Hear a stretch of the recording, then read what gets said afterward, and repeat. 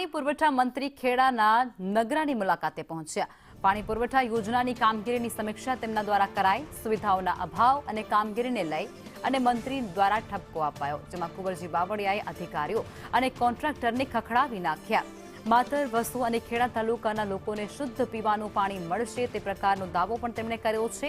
પહેલા તબક્કામાં 27 ગામડાઓને શુદ્ધ પાણી મળશે, તો બીજા તબક્કામાં 23 ગામડાઓને શુદ્ધ પાણી પૂરું પાડવામાં આવશે તેવું તેમના દ્વારા નિવેદન અપાયું છે।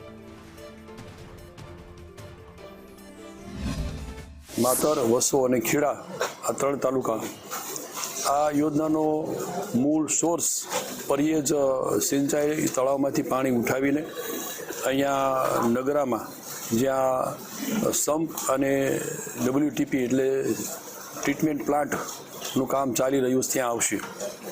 અહીંથી 2 પાર્ટમાં ભાગ 1માં જેમાં 27 ગામોનો સમાવેશ છે અને જે 82.41 કરોડના ખર્ચે આ યોજના બની રહી છે। આ યોજના પૂર્ણ થતાં એમાં 27 ગામોને પૂરતા પ્રમાણમાં પાણી મળી રહે એ રીતનું આયોજન છે।